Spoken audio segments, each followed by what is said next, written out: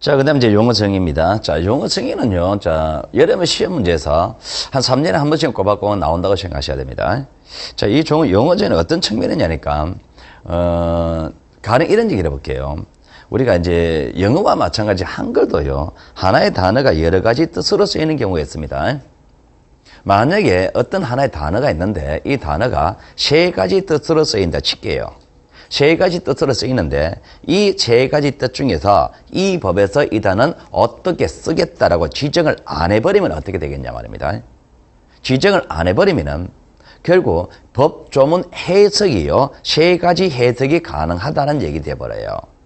그 법조문 해석이 세 가지 해석이 가능하다는 얘기를 해버리면은 법이 요구하는 명확성의 원칙에 어긋난단 말입니다. 법이란 것은 누구에게나 똑같이 적용이 돼야 돼요. 누구에게나 똑같이 적용되는 게 법이다 말입니다. 근데 법이 세 가지 해석이 가능하다면 사람마다 법을 적용하는 게 다르다 이래 돼버리잖아요. 그죠? 그런 문제가 발생하기 때문에 용어 정의는요, 이 단어는 이 법에서 이렇게 쓰겠다라고 명확히 범위를 한정하는 겁니다. 그러니까 정확해야 됩니다. 그놈이죠. 그러면 안 돼요.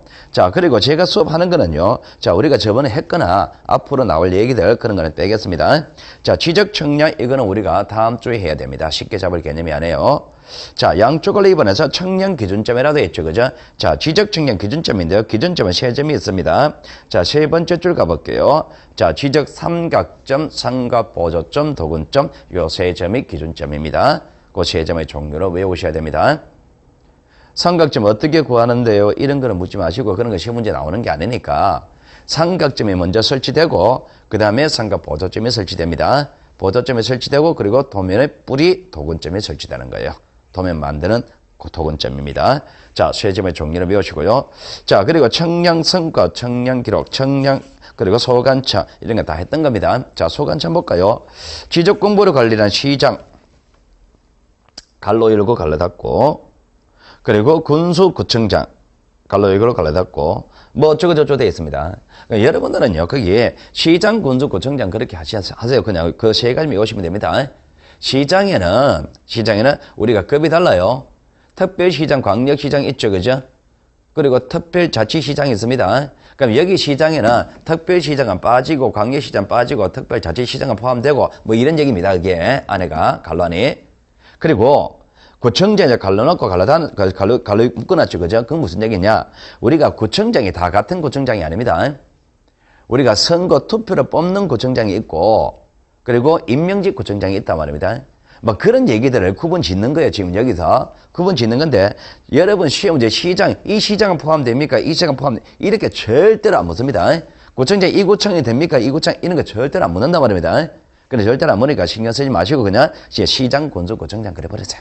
그래도 충분합니다. 자, 그 다음에 6번. 자, 지적 공부입니다. 자, 지적 공부 아까 전에 다 했죠. 그죠? 대장과 도면 7가지. 자, 그리고 연속도. 자, 지적 연속도인데, 이거는 뭐냐니까 이런 겁니다. 지적 연속도는요, 여러분 그 중개사 사무실 한번 가볼게요. 중개사 사무실에 가면 한쪽 벽면에 그 도면 큰 거 하나 있죠. 그러니까 그게 연속도입니다. 자, 그게 지적 연속도인데, 자, 이 연속도는요, 어떤 역할을 하느냐? 어떤 역할을 하느냐? 그러면 여러분들은 중개사가 그걸 어떻게 쓰느냐? 이거 생각하시면 됩니다. 중개사가 그 도면을 어떻게 쓸까요? 장식일까요? 인테리어입니까? 아니죠, 그죠? 어떻게 쓰느냐? 이걸 이렇게 생각하면 됩니다. 제가 이런 얘기를 들어볼게요. 여러분들이 그죠? 한 20년 전에, 한 15년 전에, 그죠? 자, 어느 동네 집을 찾아가려고 그래요. 한 20년 전에 어느 동네 집을 찾아가려고 합니다. 자, 근데 집을 못 찾겠습니다. 그럼 어디 가서 물어봐야 될 거 아니에요, 그죠? 그럼 한 20년 전입니다. 그럼 어디 가서 물어봅니까? 동네 슈퍼 가서 물어봅니다. 그 슈퍼에 가면 그 슈퍼에는 현지인이잖아, 그죠? 그 동네 마을사장 다 압니다.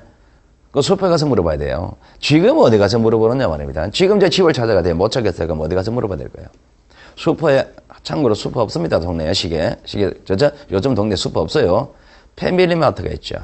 패밀리마트 갑니다. 거기 현지인입니까? 그 현지인 아니에요. 알바 2명 있습니다, 알바. 그럼 걔한테 물어봐도 몰라요. 그럼 지금 이제 집 찾으려면 어디 가야 되냐 말입니다. 중개사 사무실에 가면 돼요. 중개사 사무실에 가지고 몇 번지 어디 있습니까? 라고 물으면요. 그러면 중개사가 이렇게 합니다. 몇 번지 어디 있습니까? 라면 20원을 딱 꺼내요. 그 다음에 그게 편집도, 지적 연속도, 거기다가 딱 찍습니다. 여기 이제 우리가 지금 여기입니다라고 딱 찍고, 왼쪽으로 골목 2개 가셔가지고 좌회전하셔서 3번째 집입니다. 가르쳐서 나옵니다. 그 무슨 얘기냐니까 지적 연속도는요. 토지 위치 파악할 때 써먹는 거예요. 토지 위치 파악할 때 써먹고 그리고 그 연속도는요. 그 토지의 접속 관계를 분석할 때 써먹는 거예요. 연속도 보면은 그 토지 옆에 뭐가 있는지 다 나오잖아요. 그 토지 옆에 도로가 있는지 그리고 공원이 있는지 공장이 있는지 그 토지 접속 관계라든지 토지 위치 파악할 때 쓰는 겁니다. 참고로 그 연속도는요. 거기 한 필지 한 필지 경계선 그어놨습니다. 거기 한 필선 그어놨단 말입니다. 토지 외형이 있습니다. 거기서는 절대로 토지 표시 결정 못합니다. 지적 연속도 사항에서 소유권 범위 결정 못합니다. 그러니까 두 번째 줄은 뭐라 되어 있습니까? 청량에 활용할 수 없는 도면이다. 이렇게 되어 있잖아요. 그죠? 자, 그 다음에 부동산 종합공부입니다. 자, 부동산 종합공부는요. 그 토지와 건물, 어떤 한 부동산에 있습니다. 어떤 부동산, 그 부동산은 토지와 건물에 관한 모든 내용이 다 나오는 것이 부동산 종합공부라 그런 겁니다. 우리가 말이 공부라 그러지 실제로는요. 지적에 관한 장부입니다. 부동산에 관한 종합공부고 지적에 관해서는 장부입니다. 지적에 관한 장부일 뿐입니다. 그 토지와 건물에 관한 모든 내용 나온다. 토지 표시 나오고 소유권 나오고 권리관계 나오고 그리고 공시지가가 나오고 건물에 관한 표시 그리고 건물에 관한 권리 공시지가 이런 거 다 나오는 거. 그게 부동산 종합공부란 겁니다. 2014년 7월 1일부터 시행됩니다. 자, 그 다음에 토지 표시입니다. 자, 토지 표시는 소재, 지번, 지목, 면, 경계, 면적, 좌표. 자, 이게 토지 표시입니다. 자, 이게 토지 표시인데, 자, 토지 표시는 저번 주에 다 했죠, 그죠? 자, 종료 외우시고, 필지입니다. 필지. 필지는요, 토지 등록 단위, 한 개의 단위가 필지입니다. 필지고. 자, 그 다음에 지번입니다. 지번. 자, 지번은요, 토지마다 붙이는 번호가 지번이라 그랬죠. 자, 지번, 부여, 지역.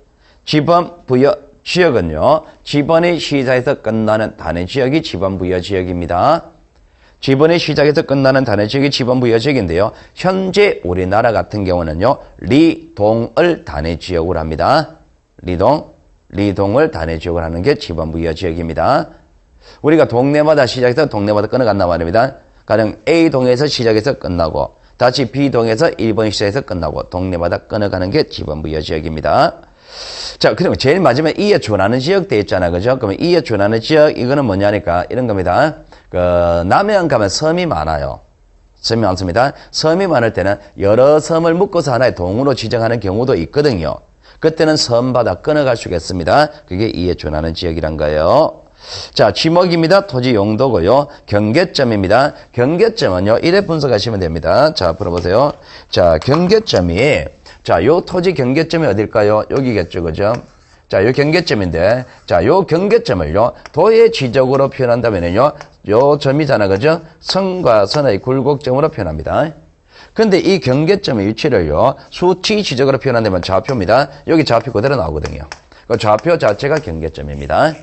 그 경계점을 표현하는 방법이 도의 지적에서는 선의 굴곡점, 그리고 수치 지적에서는 좌표 형태, 그러니까 그게 첫 번째 줄에서 자, 선의 굴곡점이라는 글자 보이죠? 두 번째 줄에 좌표 형태 보이죠? 그죠? 자, 그게 경계점입니다. 자, 경계는요, 경계점을 연결한 선이고요. 면적은 토지 수평 면적입니다. 우리가 이런 얘기했죠. 2차원 지적이라 그랬잖아요. 그죠? 2차원 지적입니다. 2차원 지적은 높낮이 고려하지 않잖아요.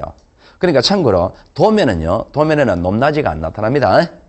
도면에는 높낮이 안 나타나고 그 도면에서 면적을 계산하거든요. 그러니까 대장에 등록하는 면적은 토지의 수평 면적일 수밖에 없는 거예요. 자, 그 다음에, 자, 토지 이동입니다. 토지 이동은요, 토지의 표시, 박스 치시고,를 세로의 정까지 밑줄 그시고 1번, 변경 밑줄 그시고 2번, 말소 밑줄 그시고 3번. 즉, 토지 이동은 두 가지 측면으로 기억하시란 말입니다. 토지 이동은 내용의 측면에서는 토지 표시를 내용으로 하는 거예요. 행위의 측면에서는 세로의 정하는 행위와 변경하는 행위와 말소하는 행위, 요 세 가지 행위를 토지 이동이라 그럽니다. 토지 이동. 토지 이동은요, 토지 표시를 내용으로 하고 세로 정하는 행위, 변경하는 행위, 말소하는 행위, 요 세 가지 행위를 토지 이동이라 그럽니다. 여러분 민법 시간에 변동의 개념을 배웠죠. 물권 변동 배웠잖아요. 그죠? 변동이 뭡니까? 변동의 행위는 생기고 바뀌고